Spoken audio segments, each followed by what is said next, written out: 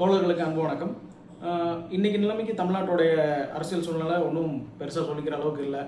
பல பிரச்சனைகள் பூகம்பங்கள்லாம் வந்துட்டு தான் இருக்குது. அது மட்டும் இல்லாமல் நம்ம தாவேக்கா பொறுப்பேற்றதுலேருந்து பார்த்துட்டிங்கன்னா ஏகபோகத்துக்கு குதிரை பேரம், நீங்கள் சொல்லுவீங்களே கல்லாப்பட்டி கூட்டணி, அதெல்லாம் போயிட்டு தான் இருக்குது. ஸோ அதை பற்றி நம்ம பேச வரல. இன்றைக்கி நம்ம பேச வர்றது நம்ம சபாநாயகர் ஜேசிடி பிரபாகர் அவரை பற்றி. அவர் பார்த்துட்டிங்கன்னா ப்ராப்பர் தாவேக்காரரா இல்லை விஜய் மேலே அவருக்கு அபிமானம் உண்டா அப்படின்லாம் பார்த்தோம்னா அதெல்லாம் ஒன்றும் கிடையாது. அவர் காலகாலமாக பார்த்தீங்கன்னா அதிமுககாரர், எம்ஜிஆர் ஜெயலலிதா அப்படியே அந்த பாரம்பரியத்தில் அப்படியே வந்துக்கிட்டு இருக்காரு. இப்போ சடனாக இப்போ பார்த்துட்டிங்கன்னா தாவேக்கால ஜாயின் பண்ணி 1000 விளக்கு தொகுதியில் திரு எழிலன் டிஎம்கே அவரை எதிர்த்து போட்டி போட்டு இப்போ வின் பண்ணியிருக்காரு. சரி, சபாநாயகராக போடுறதுக்கு தாவேக்கால ஒரு சரியான ஆள் இல்லை அப்படின்னு அப்படியே கடைஞ்சி எடுத்து அலசி ஆராய்ஞ்சு இவரை போட்டிருக்காங்க. அதில் ஒன்றும் தப்பு இல்லைன்னு வச்சுங்களேன். ஏன்னா வேறு ஆள் இல்லை அவங்களுக்கும். அதனால் இருக்கிறத ஏதோ ஒன்று எடுத்து போட்டுவிடுவோம் அப்படின்னு சொல்லிட்டு ஒரு சபாநாயகரை நியமிக்கிறாங்க. அதில் ஒன்றும் பிரச்சனை இல்லை. ஆனால் அவர் சட்டமன்றத்தில் பேசியிருக்க அந்த வார்த்தைகள் ரொம்ப ஆக்வர்டாக இருக்குது.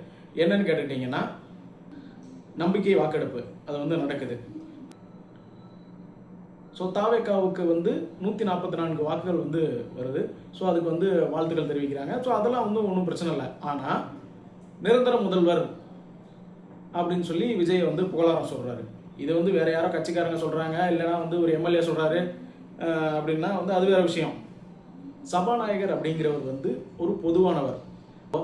எந்த ஒரு பாகுபாடும் இல்லாமல் எல்லாத்துக்கும் காமனான ஒரு ஆள் தான் சபாநாயகர். அப்படிப்பட்ட பொறுப்பில் உட்காந்துட்டு இப்போ நிரந்தர முதல்வர் அப்படின்னு சொல்கிறதெல்லாம் கொஞ்சம் ஓவராக இருக்கு. ஸோ அதெல்லாம் கொஞ்சம் அவாய்ட் பண்ணிட்டாருன்னா நல்லாயிருக்கும்.